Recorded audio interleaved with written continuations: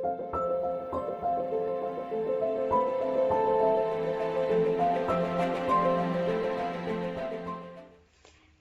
and Namaste, मैं Priyanka Singh and welcome to Law Gurukul. In today's video, we are going to analyze the question paper of UGC NET re-exam August 2024. UGC NET का जो re-exam अगस्त में हुआ था, उसके answer keys release हो चुके हैं एंड मोस्ट प्रोबेबली 10 से 15 डेज में जो फाइनल रिजल्ट है वो भी डिक्लेयर हो जाएगा. अगर आप दिसंबर अटेम्प्ट के लिए प्रिपरेशन कर रहे हैं, then this should be your first step to analyze the question paper. तो आज की वीडियो में हम जो अगस्त का पेपर था उसको एनालाइज करेंगे यूनिट वाइज, जिससे हमें ये पता चलेगा कि एनटीए का अभी एग्जाम पैटर्न क्या चल रहा है, वो किन यूनिट्स पर फोकस कर रही है, किस टाइप के क्वेश्चंस एनटीए के नेट के एग्जाम में ज्यादा तौर पर पूछे जा रहे हैं, और इन्हीं टिप्स को हम यूज करेंगे अपने दिसंबर के एग्जाम के लिए रोड मैप और स्ट्रेटेजीज बनाने में. तो सबसे पहले पेपर का जो लेवल था वो एज यूजुअल मॉडरेट से टफ था. अब नेट के एग्जाम में हम इजी क्वेश्चन पेपर एक्सपेक्ट भी नहीं कर सकते हैं. फर्दर नेट के एग्जाम में हमेशा आपको एक सरप्राइज एलिमेंट जरूर मिलता है. कुछ क्वेश्चंस जो है वो बिल्कुल इजी कॉमन डायरेक्ट क्वेश्चन होते हैं. ऑन द अदर हैंड कुछ क्वेश्चन आपको बिल्कुल ऐसे मिलेंगे जो आपने कभी देखा नहीं, पढ़ा नहीं, और प्रीवियस ईयर्स में जिन कॉन्सेप्ट पर एक भी क्वेश्चन नहीं पूछा गया था. तो इस बार भी जो अगस्त में एग्जाम हुआ था उसमें ये सरप्राइज एलिमेंट देखा गया था. तो इससे क्या हो सकता है कि आप अपने दिसंबर अटेम्प्ट के लिए अपना माइंडसेट प्रिपेयर रखें कि दिसंबर के एग्जाम में भी आप चाहे जितना भी पढ़ लो, जितनी भी प्रिपरेशन कर लो, नेट हमेशा आपको सरप्राइज करेगा. तो आप मेंटली प्रिपेयर रहेंगे कि कुछ क्वेश्चंस आपको बिल्कुल न्यू पेपर में दिखाई देंगे जिसका आंसर आपको नहीं पता होगा. So be mentally prepare for that, और उसकी वजह से नेगेटिव जोन में नहीं जाना है और डिप्रेशन में नहीं जाना है. पेपर एनालिसिस में सबसे पहली चीज है कि ये पेपर जो है वो अनबैलेंस्ड रहा है. वो भी हमने लास्ट के अगर हम 2-3 ईयर के ट्रेंड्स को देखेंगे तो पेपर अनबैलेंस्ड ही रहता है. अनबैलेंस्ड का मतलब है कि हर यूनिट पर इक्वल फोकस नहीं किया जाता है. लेकिन फर्दर इस बार एग्जाम में हमें ये सरप्राइज एलिमेंट मिला कि जूरिस्प्रूडेंस से बहुत कम क्वेश्चन मिले. जनरली जो हमने रिसेंट के ट्रेंड्स में देखा था कि जो कॉन्स्टिट्यूशन है, जूरिस्प्रूडेंस है, उसमें से ज्यादा जो क्वेश्चंस है वो पूछे जाते हैं. बट इस बार जूरिस्प्रूडेंस जो one of the important unit रहा है हमेशा से नेट के एग्जाम में, इस बार जूरिस्प्रूडेंस के यूनिट को कम वेटेज दिया गया और बहुत ही फ्यू क्वेश्चंस जूरिस्प्रूडेंस से देखने को मिले थे, जिसमें स्कूल्स और स्टेटमेंट वाले क्वेश्चन थे. नाउ अब इसे हम क्या सबक ले सकते हैं दिसंबर के एग्जाम के लिए? क्या अब हमें दिसंबर के एग्जाम में जूरिस्प्रूडेंस को नहीं पढ़ना या फिर इसको कम फोकस करना है? बिल्कुल नहीं. जूरिस्प्रूडेंस एक इंपॉर्टेंट यूनिट है और इससे क्वेश्चन बनेंगे, तो इसलिए ये रिस्क नहीं लेना है कि हम जूरिस्प्रूडेंस पर कम ध्यान दें. लेकिन एक चीज हम ये कर सकते हैं कि इसमें जो स्टेटमेंट वाले क्वेश्चंस होते हैं उनको आप थोड़ा सा अवॉइड करके चले, तो ये आपके लिए एक प्लस पॉइंट का काम कर सकता है. क्योंकि जूरिस्प्रूडेंस में ये स्टेटमेंट वाला पोर्शन बहुत ही वास्ट है और इतने सारे डेफिनेशंस है लॉज के, कस्टम्स के. जब हम पोजेशन ओनरशिप पर जाते हैं, राइट्स ड्यूटीज पर जाते हैं, तो इन सब में हर जूरिस्ट ने अपने अपने ओपिनियंस दिए हैं. तो इन सब के डेफिनेशंस को जूरिस्ट के नेम के साथ याद रखना मतलब इट्स इम्पॉसिबल. जितना आप याद कर सकते हो दैट इज ओके, बट इस पे ज्यादा आपको टाइम वेस्ट नहीं करना है, क्योंकि स्टेटमेंट्स हमेशा से एक दो ही जो है वो रिपीट होते हैं, अदरवाइज ये न्यू स्टेटमेंट ही देते हैं. फोकस क्या करना है कि कंसेप्ट पर फोकस करना है. जो कंसेप्ट आप पढ़ रहे हो लॉ का, पोजीशन का, राइट्स एंड ड्यूटीज का, तो किस जूरिस्ट का क्या कॉन्सेप्ट है, अगर आपने वो समझ लिया और उससे रिलेटेड स्टेटमेंट आ रहा है फिर तो आप you are lucky and you are going for that. लेकिन अलग से आपको जो स्टेटमेंट्स है, जैसे पहले के टाइम पे हमने देखा है, जब आप और थोड़ा सा प्रीवियस ईयर के क्वेश्चन पेपर को देखोगे तो जो स्टेटमेंट बेस्ड क्वेश्चन थे ना वो रिपीट मोड पर आते थे. वही घिसे पिटे 2-4 स्टेटमेंट ये लोग रिपीट कर करके पूछते थे. लेकिन अब ऐसा नहीं है. अब स्टेटमेंट भी आप कितना भी पढ़ लो, ये हमेशा स्टेटमेंट नए ही ढूंढ करके लाते हैं. तो आपको इस पर टाइम वेस्ट नहीं करना है, स्कूल्स पर फोकस करना है कि कौन से जूरिस्ट कौन से स्कूल से बिलोंग करते हैं, उनका कॉन्सेप्ट क्या है उस टॉपिक से रिलेटेड. तो इतना सफिशिएंट है आपके जूरिस्प्रूडेंस के यूनिट के लिए. Next unit 2, one of the important unit of your exam, और इस बार भी कॉन्स्टिट्यूशन से बहुत सारे क्वेश्चंस पूछे गए थे. कॉन्स्टिट्यूशन थोड़ा सा इजी हो जाता है बिकॉज इसमें पीवाईक्यू से क्वेश्चंस पूछे, क्योंकि पीवाईक्यू में जो कॉन्सेप्ट पूछा गया है वही कॉन्सेप्ट इस बार के एग्जाम में भी देखा गया था. तो इट वाज डूएबल. जो जिन्होंने थोड़ी अच्छी सी प्रिपरेशन करी होगी अपने कॉन्स्टिट्यूशन की, उनको ये जो यूनिट है वो अच्छा लगा होगा. और इसी तरह से अगर आप कॉन्स्टिट्यूशन में जो बेसिक कॉन्सेप्ट्स है, पीवाईक्यू बेस्ड जो कॉन्सेप्ट्स है, उनको अगर आप डिटेल्ड में, अब पीवाईक्यू सिर्फ नहीं पढ़ना है, अब हमें उसमें एक चीज ऐड कर देनी कि हमें डिटेलिंग में पढ़नी है. जैसे कि हमने देखा है कि इसमें से सीक्वेंस वाले क्वेश्चन आ रहे हैं, तो सेक्शन 90 आर्टिकल 19 में क्या है, सिर्फ ये जानना इंपॉर्टेंट नहीं है क्या क्या है और वो किस सीक्वेंस में है. तो वो डिटेल्ड प्रोविजन अगर आप पढ़ोगे तो ही ये इसमें आप कॉन्स्टिट्यूशन में जो अच्छे मार्क्स स्कोर कर सकते हैं। आधी अधूरी पढ़ाई से आप कॉन्स्टिट्यूशन में मार्क्स स्कोर नहीं कर पाएंगे, आपकी मेहनत भी वेस्ट जाएगी। इसलिए कॉन्स्टिट्यूशन पर फोकस करना है, ये इंपॉर्टेंट यूनिट है और पूरे क्वेश्चन पेपर में इसका अच्छा खासा वेटेज भी होता है। इसलिए इसको डिटेल में एक एक प्रोविजन को आपको पढ़ना है, जब भी आप इसमें अच्छे से अच्छा मार्क्स जो है वो स्कोर कर पाएंगे। यूनिट 3 की बात करूं, that is the public international law. इसमें भी पीवाईक्यू बेस्ड क्वेश्चन थे। अब नेट ने इसमें भी सरप्राइज एलिमेंट क्या डाल दिया, एक भी केस लॉज नहीं पूछे, जो बिल्कुल ही सरप्राइजिंग रहा है, क्योंकि प्रीवियस किसी भी क्वेश्चन पेपर को आप देख लो, पब्लिक इंटरनेशनल लॉ से केस लॉज तो 100% पूछे जाते हैं और काफी ज्यादा मात्रा में पूछे जाते हैं। बट इस बार नेट ने ऐसा नहीं किया, एक भी केस लॉज नहीं पूछे। थ्योरी बेस्ड क्वेश्चन पूछे थे जो कि डुएबल था, अगर आपने थोड़ी अच्छी सी प्रिपरेशन करी होगी, थोड़ा सा टाइम मेहनत दिया होगा पीआईएल पर, तो ये वाला यूनिट भी आप कर पाए होंगे। Now what are the takeaways for the December. Unit 3 की प्रिपरेशन अगर आप कर रहे हैं दिसंबर में, तो आपको पीवाईक्यूज पर ध्यान देना है और जो बेसिक कंसेप्ट है, थ्योरीज जो है, जैसे जो हमारा अजाइलम का कंसेप्ट है, रिकॉग्निशन का कंसेप्ट है, तो इनको आपको थ्योरीज को समझना है और केस लॉज को भी पढ़ना है। इट्स नॉट दैट कि इस बार केस लॉज नहीं आया तो आप पीआईएल से केस लॉज पूछे ही नहीं जाएंगे। जो हमारे लैंडमार्क केसेस हैं, लैंडमार्क जो भी केसेस हैं हमारे यूनिट 3 के, उनको आपको पढ़ना ही पड़ेगा। नेक्स्ट हम आते हैं यूनिट 4 पर। अब यूनिट 4 की तो मैं क्या ही बात करूं, जैसे कि हमने देखा है कि अब ये हमारा हो गया है बीएनएस, भारतीय न्याय संहिता। तो अब हमारे दिसंबर वाले एग्जाम में बीएनएस के ही प्रोविजंस आएंगे, डिटेल्ड प्रोविजन हमें बीएनएस के पढ़ने हैं। सिर्फ एक ही पेपर क्वेश्चन आया था पीवाईक्यू से, एक भी क्वेश्चन नहीं था आईपीसी में, सिर्फ एक क्वेश्चन था जो कि सुना हुआ था, जिया कौर वाला, अटेम्प्ट टू सुसाइड वाला मैटर।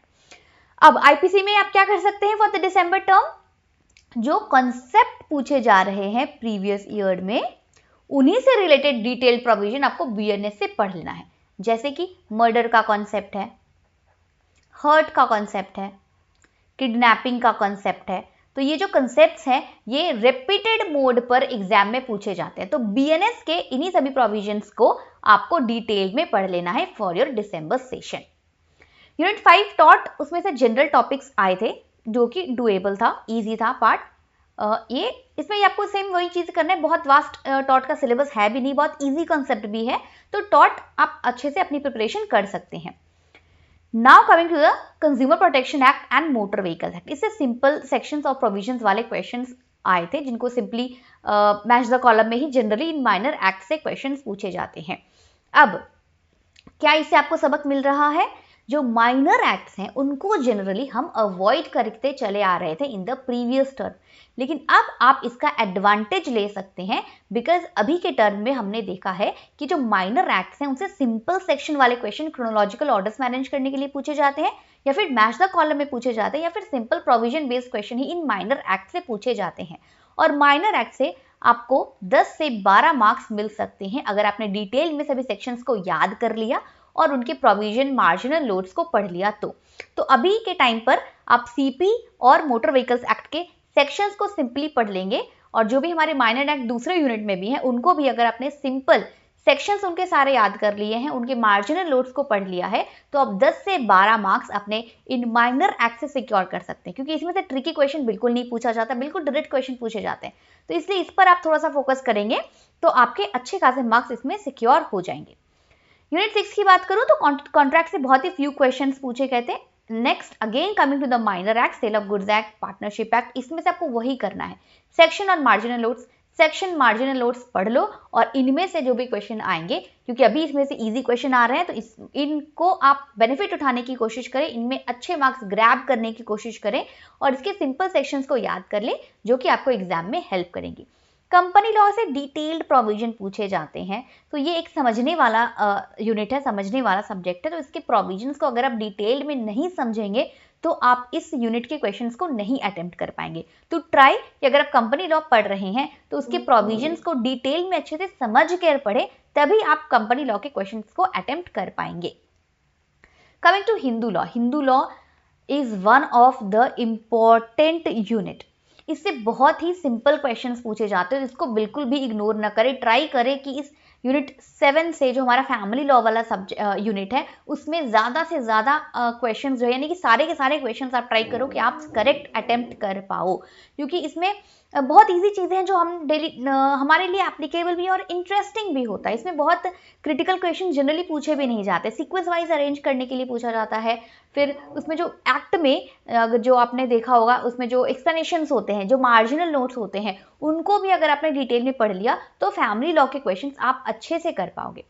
डिफरेंट रिलीजियस के डाइवोर्स लॉज का जो ईयर है वो नेट के एग्जाम में मोस्टली कॉमनली पूछा ही जाता है, तो इस चीज़ को तो भले ही लास्ट ईयर आ चुका है, इस बार ये एग्जाम अगस्त के एग्जाम में ये क्वेश्चन पूछा गया था, लेकिन फिर भी आपको ये जो डाइवोर्स लॉज वाले डिफरेंट रिलीजियस के जो डाइवोर्स लॉज हैं उनके जो ईयर्स हैं उनको आपको याद रखना है। It can come in any other form also.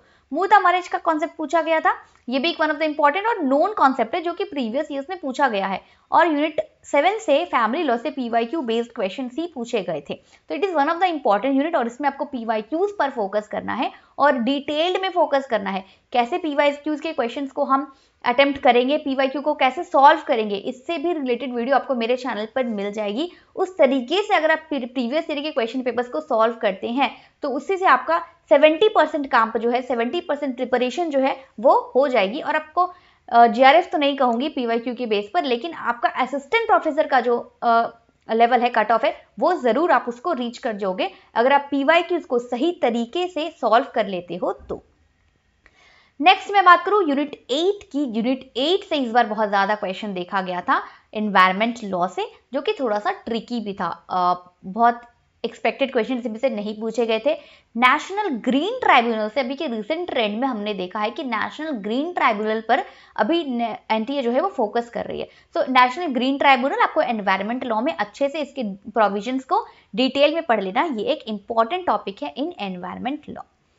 Next coming to the unit 9 IPR. IPR again I would say बहुत ही वास्ट यूनिट है। इसमें हमारे बहुत सारे कैटेगरीज हैं, कॉपीराइट है, पेटेंट है, ट्रेडमार्क, ट्रेड सीक्रेट्स पे इंटरनेशनल लॉज भी है, तो बहुत बहुत वास्ट सिलेबस है और पूरे यूनिट 9 को कवर करना और याद रखना थोड़ा सा डिफिकल्ट होता है।